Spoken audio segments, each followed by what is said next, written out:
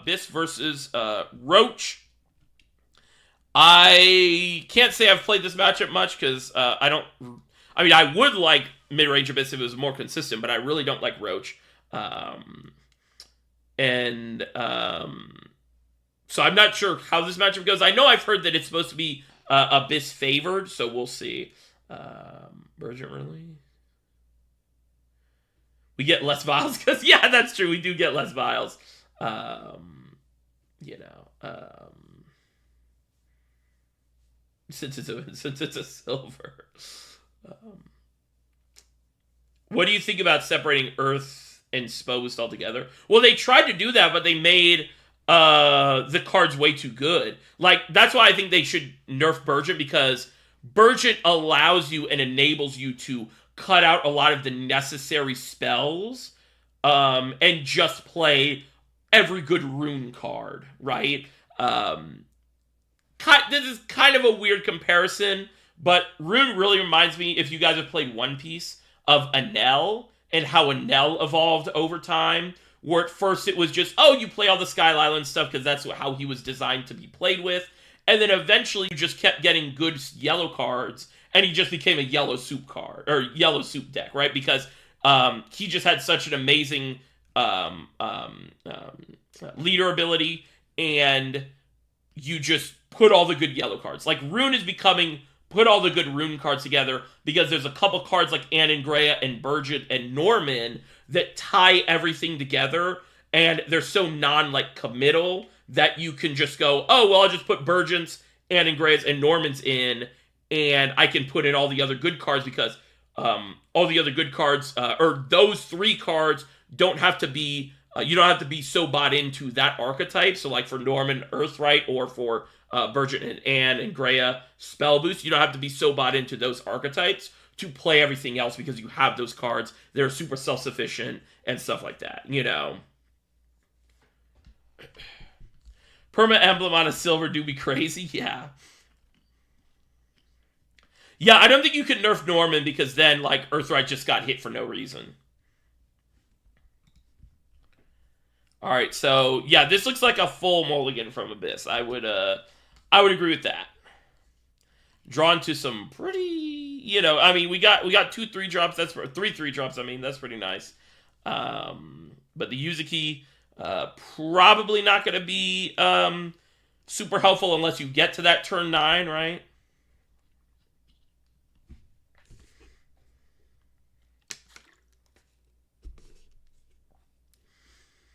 How'd you nerf Burgent? How would you nerf Burgent? I think you make her be able to get 4 onions. So you go, yeah, like 4 turns of countdown on the onions, I would say. Oh, I might need to cease. Hold on.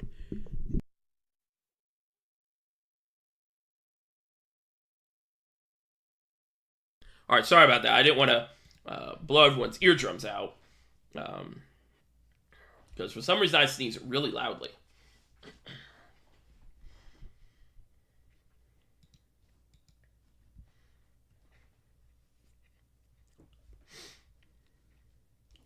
Is he thinking about playing the ambush from above?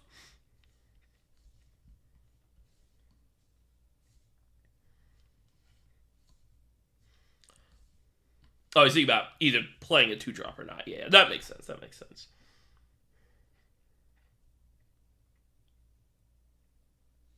I feel like this is an easy fairy circle pass, right? Okay, Coin Carbuncle. That's pretty interesting. Getting some early board presence is really nice. Of course, it's a good call because Abyss didn't have any 2-drop. So I do really like being able to set up this early board state for Forest. Of course, Forest just wants to chip in as much damage as possible early on, because it's going to be less cards they have to play, right?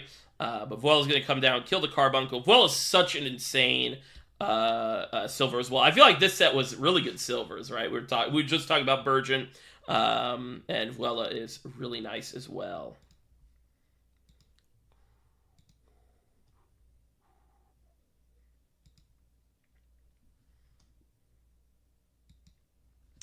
So now we are debate. Oh, I got an ad. That was such like a jump scare. That was such a jump scare, to be honest. I was like, what the heck? So double fairy, fairy circle again. Clear the Vuelo, push some more damage. Pretty basic stuff. Now, this is a pretty hard turn for Abyss, right? You can set up the Grimnir. You can set up the Amulet. You do have Serb in hand, but we do want to start setting stuff up on board, right? So the Grimnir is going to stop a good amount of damage as well. Another hard turn for Force. Not drawing any of its card draw. I think this deck was the one with only 2 of the card draw spells, right? You just said we have insane silvers, but half an hour ago, you just roasted my boy Rakir. I can't... sometimes I read comments, I'm like, do you jest, or do you mean that seriously, you know?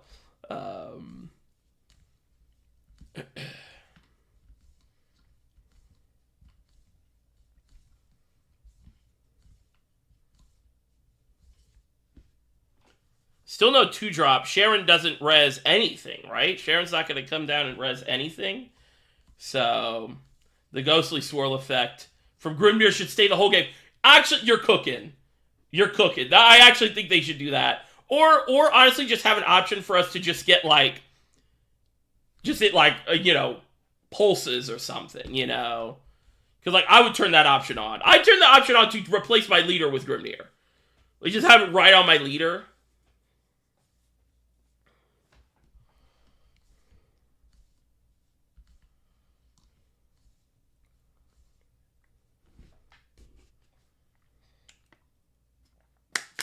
Uh-oh. My headset turned off.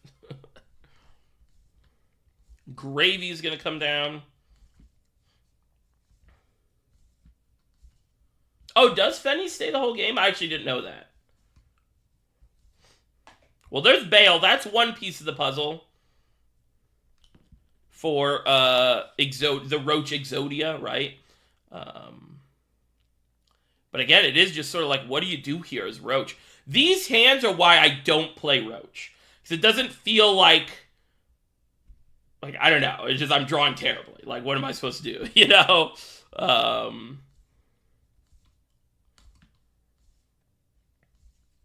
It must have overheated phones in playtesting. Yeah. It is true that, like, most of the legendary effects either only last while it's on the field or are like Kitus where it lasts for the rest of the game, but the game's going to end soon, right? I'll never forget that one meme I saw of Kung Fu Panda. I think it was Kung Fu Panda 2, where he throws the firework. And it was like, when I try to run Final Fantasy 14 on my Android. And it was like, yeah, that's pretty funny. Well, there's Godwood's staff, so at least we can start drawing. But man, Forrest is in a rough spot.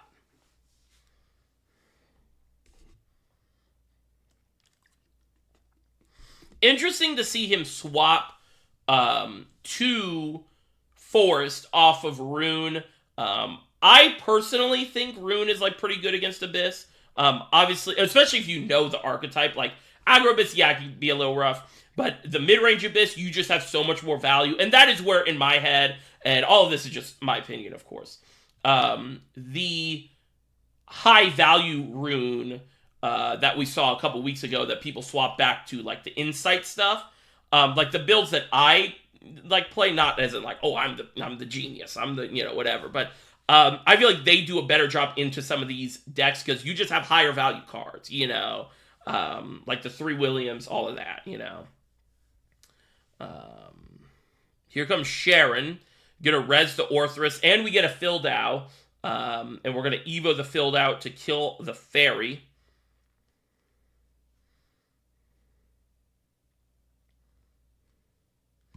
Yeah, it looks like it. It looks like he drew.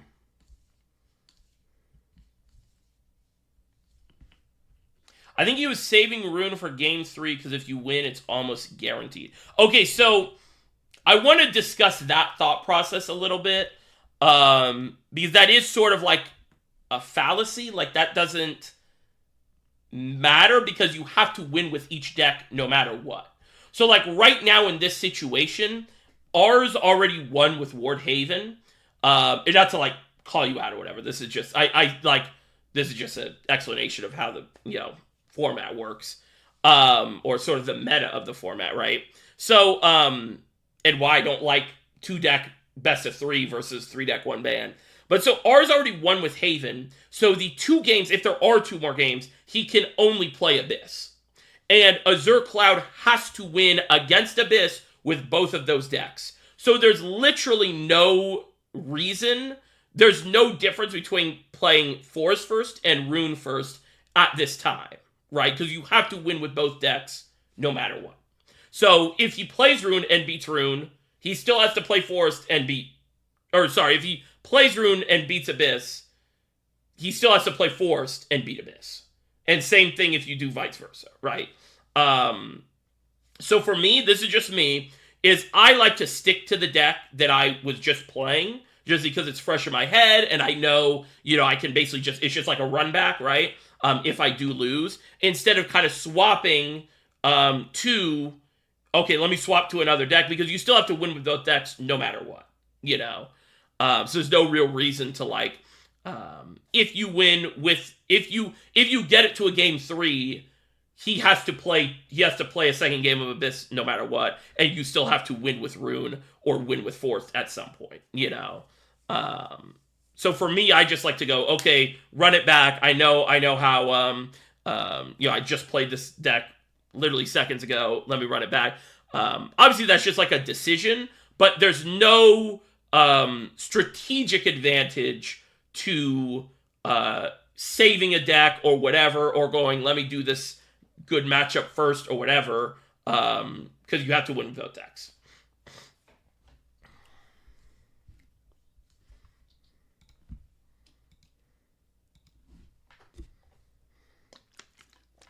But yeah, 3 cards in hand, and one of them is the heal spell. So really rough for Azure Cloud.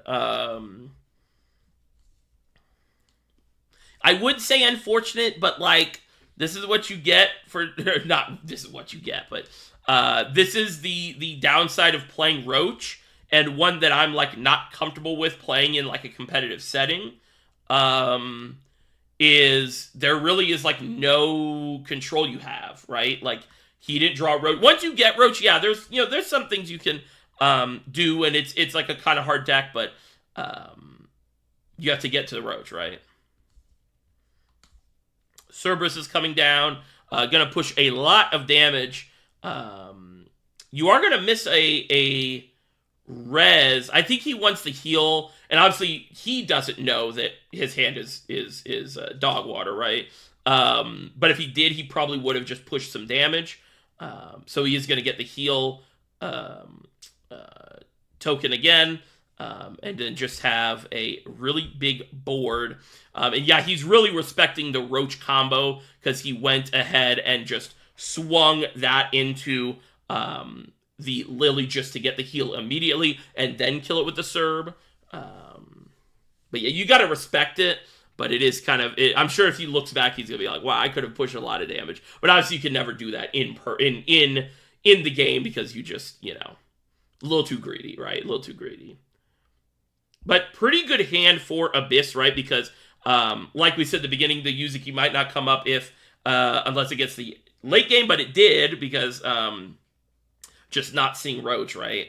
So it's going to be interesting to see how he plays the Yuzuki, if you get the Foxes, or you just get the heal and clear the board.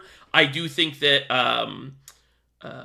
if you don't get hit at all, you probably would want to play...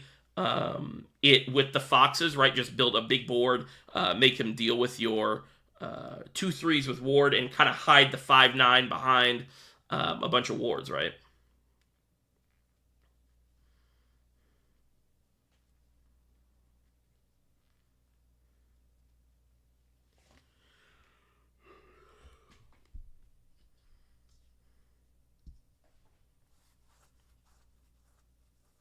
So I think here you just... I think it's just a question of, do you value the 1 health over 2 foxes staying alive? You'd have a 2-1 and a 2-2. Because you could go Yuzuki and then swing 2 foxes into the 4-4, and then the other 2 into the 2-2 and the 1-1. Or do you value that 1 point of healing? I think now that you've seen a lot of... you saw a Bale come down and 2 Mays. And they only have 5 cards in hand. I think that you could maybe greed and not take the 1 healing. And of course, you have 2 wards hiding behind it, right?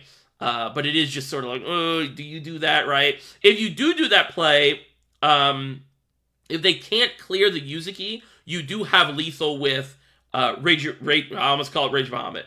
Rage of Serpents plus Super Evo, right? Because Yuzuki will go up to a at least 7 attack. So yeah, we're gonna get the foxes. Yeah, we're gonna get the foxes.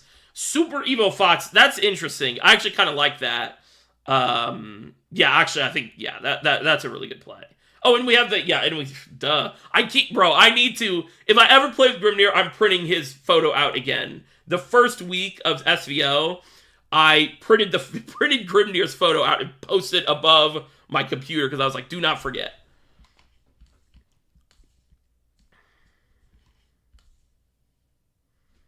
Yeah, really hard board for us to deal with, especially with the hand. There's Ligma. Whoa, that's a really good draw. What do you do here? That's actually an insane draw.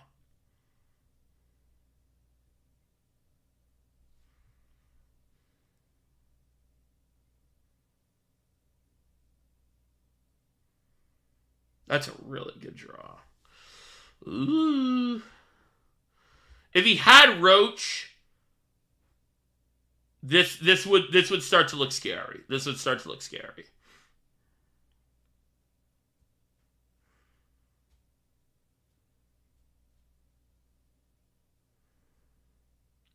I think you just have to go Yuzuki heal, right?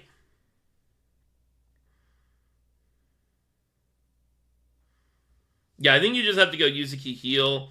You have Soray. Soldier doesn't do anything here. Filled out, he has no Evo points. Rage of Serpents still doesn't do anything here. I think you just have to heal.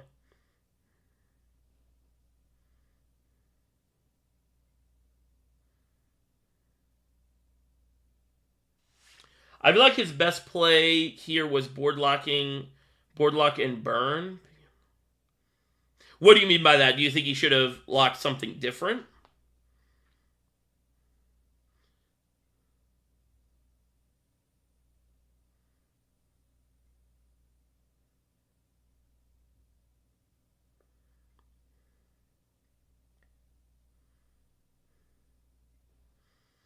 They put another Grimnir-like effect next to and I need to remember both. I'm so cooked. I know. Yeah. That's how I feel too. I'm cooked if they do that.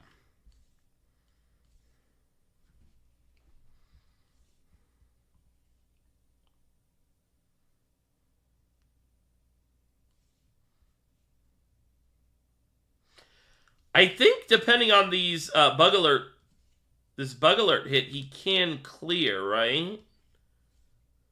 What do you pick up? I guess no matter what, yeah, because then you just go bail, right? You clear this, go bail, and then pass, and it takes 1 damage. Or no, is the effect gone already?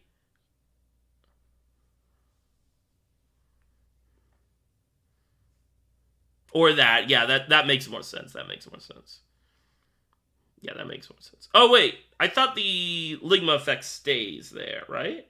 Or I thought it would have... That was its last turn. If you pass it, it takes damage. Is that... No, that's not lethal, right? No. So now as Abyss, you are kind of scared because it's like... Obviously, you have no idea what's in his hand. And you're not in, like, an awesome position. You can't, like, lethal... I think your best bet is probably just going, like, Undead Soldier. Just, like, making a big board. And just going, if you have lethal, you have it. But if you don't, then I have, like, these zombies that are hard to deal with. Yeah. Do you play the filled out? I assume you play the filled out.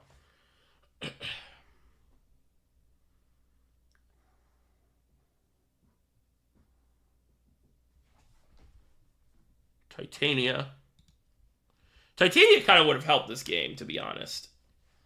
Titania would have helped this game, I think, early on. Just get more value, you know? Yeah, the Ligma Bird. Yeah, because I was trying to remember if it stayed, like, the wording of it would it have procced on that turn. But yeah, I think it would have.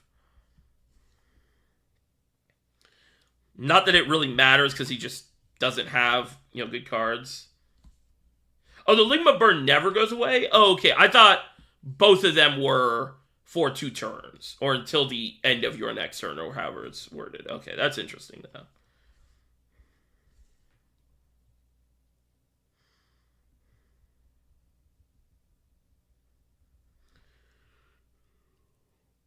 The buff instead of...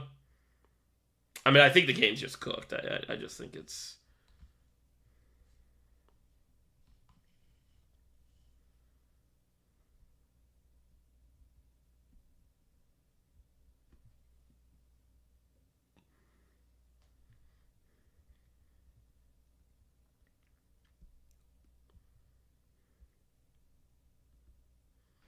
Well, Cerberus didn't matter, but that top deck Cerberus was pretty funny. And yeah, that is round 1.